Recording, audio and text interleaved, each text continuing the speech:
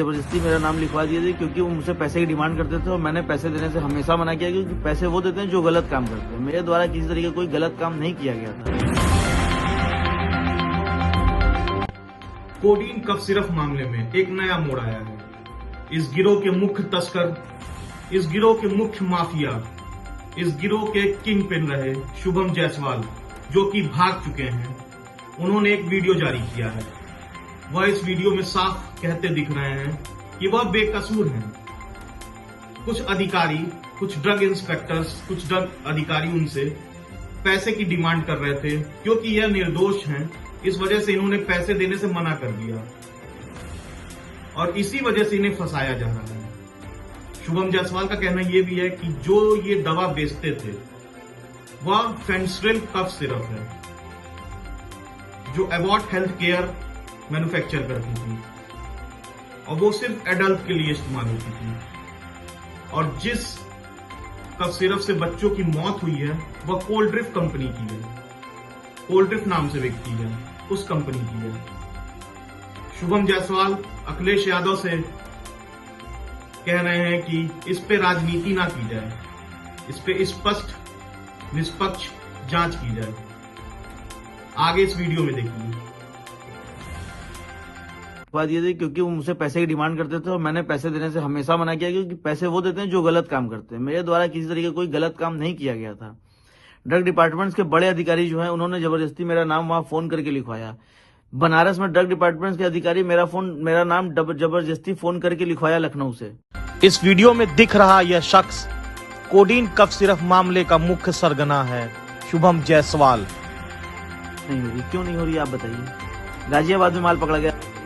शुभम जायसवाल देश छोड़कर भाग चुका है और अब वीडियो के जरिए अपनी बेगुनाही के सबूत पेश कर रहा है। उत्तराखंड की फर्मों की जांच नहीं चली, जांच सिर्फ हमारी चल रही है। ऐसा हमें समझ में नहीं आ रहा है कि ऐसा मेरे साथ क्यों किया जा रहा है। शुभम अपने को तो बेकसूर बता ही रहा है, साथ में वो यह भी कह रहा है कि उसका किसी नेता से व्यापारिक संबंध कोई नहीं है। तरीके का मेरा किसी संबंध नहीं। आपको बताते चलें कि इस मामले में शुभम के तार पूर्व बाहुबली सांसद धनंजय सिंह के साथ जोड़े जा रहे थे। और इस पे टिप्पणियां की हैं। उनके अलावा भी बहुत से नेता लोग ऐसा बोल रहे हैं कि मैंने जहरीली सिरप। समाजवादी पार्टी से लोकसभा सांसद धर्मेंद्र यादव ने इस मुद्दे को सदन में उठाया और ये भी कहा कि आपको जिस तरीके से डिटेल चाहिए हम देने को तैयार हैं। इस पूरे सिंडिकेट में, इस पूरे मामले में करोड़ों की गाड़ियां बाहुबलियों को तोहफे में दी गई हैं। लेकिन ये माफिया लोग जिनकी आंखों में पानी नहीं, संवेदनाएं नहीं, बच्चे मरे तो मरे, बुजुर्ग मरे तो मरे, केवल इनके पैसे की कमाई हो जाए। और सभापति जी मैं आपके माध्यम से कहूंगा, केंद्र सरकार के बैठे मंत्री जी जांच करा लीजिए। वो जो पूरा रैकेट था सभापति जी, उसने पूर्वांचल के जिन जिलों की मैं बात कर रहा हूं, इनके माफियाओं को करोड़ों की गाड़ियां गिफ्ट की हैं। आप कहेंगे तो नाम सही दे दूंगा, गाड़ी का मॉडल दे दूंगा, कहीं इनकम टैक्स ने उसका दिखाया नहीं गया और पूरी तरह से रैकेट चल रहा है, प्रधानमंत्री जी के क्षेत्र में चल रहा है। जी ऐसी इस तरीके की बहुत सी बातें हुई हैं। आप सभी को मैं ये बिल्कुल क्लियर करना चाहता हूँ कि ये सारी बातें झूठ हैं। मेरे द्वारा ऐसा कोई कार्य नहीं किया गया है। आप देखिए कि ये है फेंसिडिल कफ सिरप, ये एबट हेल्थ केयर का आता है। एबट हेल्थ केयर एक मल्टीनेशनल कंपनी है। जी आपको मैं बता दूं कि फेंसिडिल कफ सिरप ना ही प्रतिबंधित है, ना ही जहरीली है, ना ही किसी भी तरह की नारकोटिक श्रेणी में आती है। आप मेरे पास डॉक्यूमेंट्स हैं इससे रिलेटेड जो भारत सरकार ने जारी किए हुए हैं। ये एक सामान्य श्रेणी की दवा है जिसको कफ होने पे यूज करते हैं।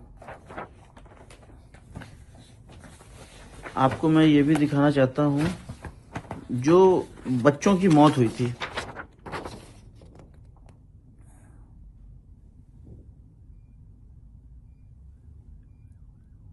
ये सीसन फार्मा द्वारा मैन्युफैक्चरिंग की गई थी। छोटे बच्चों की दवा है, पीडियाट्रिक दवा बोलते हैं, कोल्ड ड्रिफ्ट सिरप।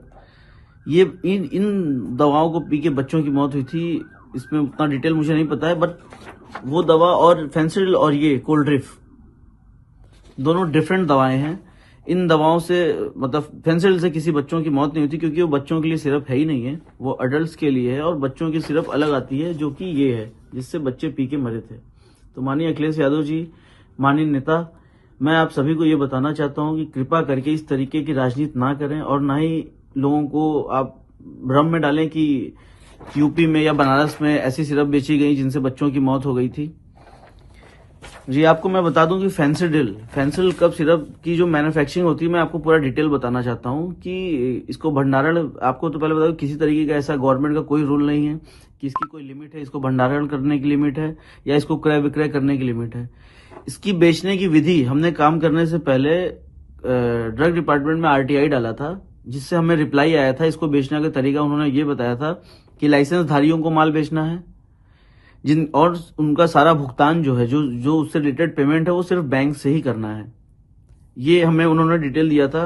मेरे द्वारा जो भी क्रय विक्रय किए गए सब ड्रग एक्ट को फॉलो करते हुए किए गए, किसी भी तरीके ड्रग एक्ट का वायलेशन हमने नहीं किया है। आपको बता दें कि कंपनी इसको कैसे बनाती है। कंपनी बनाती है तो इसमें जो कोडीन फॉस्फेट होता है, कोडीन फॉस्फेट का कोटा भारत सरकार के अंडर में, मिनिस्ट्री ऑफ फाइनेंस के अंडर में एक डिपार्टमेंट होता है CBN, central bureau of narcotics, जो इसका कोटा कंपनियों को अलॉट करता है। सारी कंपनियों को वही कोटा अलॉट करते हैं, कोडीन का कोटा अलॉट करते हैं। मानिए एग्जांपल कि 5 किलो कोटा एबट हेल्थ केयर ने खरीदा, उससे उन्होंने 5 लाख बोतल मैन्युफैक्चरिंग की फेंसिडिल की, तो वो उसका ब्यौरा भी भारत सरकार को बेचने से पहले देते हैं कि हमने ये कोटा लिया तो इससे 5 लाख बोतल फेंसिडिल कफ सिरप का मैन्युफैक्चरिंग किया है। तो आप बताइए कि अगर वो 5 लाख बोतल का जब मैन्युफैक्चरिंग करके डिटेल का भारत सरकार को दे रहे हैं, तो माल बना के बेचेंगे ही। माल फिर वो बिल करते हैं हमारे जैसे डिस्ट्रीब्यूटर्स को। आपको बता दें कि इंडिया में इकलौते हम अकेले डिस्ट्रीब्यूटर नहीं थे, अकेले हम बेचने वाले नहीं थे। बनारस, झारखंड में मेरे पास था साइली टेरर्स के नाम से, दिल्ली में एक फर्म थी, उत्तराखंड में एक फर्म थी, MP में एक फर्म थी। इस तरीके से और भी काफी जगह कई फर्में थी जहां पे कंपनी फेंसिडिल बिल करती थी। और गाजियाबाद में पकड़े गए माल में हमारे यहाँ का कोई माल नहीं था, साइली ट्रेडर्स का कोई माल नहीं था। सोनभद्र में साइली ट्रेडर्स का कोई माल नहीं पकड़ा गया, रांची में साइली ट्रेडर्स का कोई माल नहीं पकड़ा गया। तीनों जगहों का माल जो था वो दिल्ली का था। उस पर बैच नंबर, एक्चुअली क्या होता है, दवाओं पे बैच नंबर मेंशन होता है, जिससे आप पता कर सकते हैं या कोई भी डिपार्टमेंट पता कर सकता है कि ये माल किस जगह का बिल हुआ है। तो ये माल झारखंड से ना होकर दिल्ली का माल बिल किया हुआ था, दिल्ली की कुछ पार्टियां हैं उनके नाम पे बिल हुआ था। लेकिन मैं ये नहीं समझ पा रहा हूं कि जो भी कार्रवाई की जा रही है सिर्फ और सिर्फ मेरे ऊपर की जा रही है। अभी हाल ही में शुभम जायसवाल के पिता को गिरफ्तार किया गया है, जिसके बाद शुभम जायसवाल ने इस वीडियो को बनाया है।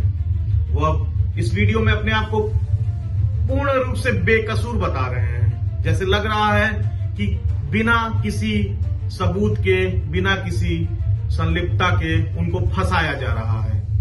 वह पूरा खेल सारे ड्रग अधिकारियों पर डाल रहे हैं। शुभम जायसवाल का यह भी कहना है कि इस पे सपा प्रमुख अखिलेश यादव राजनीति कर रहे हैं। शुभम जायसवाल ने CM योगी से गुहार लगाई है कि निष्पक्ष जांच हो, उन्हें फंसाया जा रहा है। शुभम जायसवाल का यह भी कहना है कि उनका किसी व्यापारिक संबंध नहीं है किसी भी नेता से। लेकिन शुभम जायसवाल का यह वीडियो सवालिया निशान भी पैदा कर रहा है कि आखिर इतना बड़ा खेल सरकार के नाक के नीचे कैसे चल रहा था। इतनी बड़े मात्रा में दवाएं बॉर्डर पर कैसे की जा रही थी। मैं अविरल श्रीवास्तव, डिजिटल जनतंत्र से।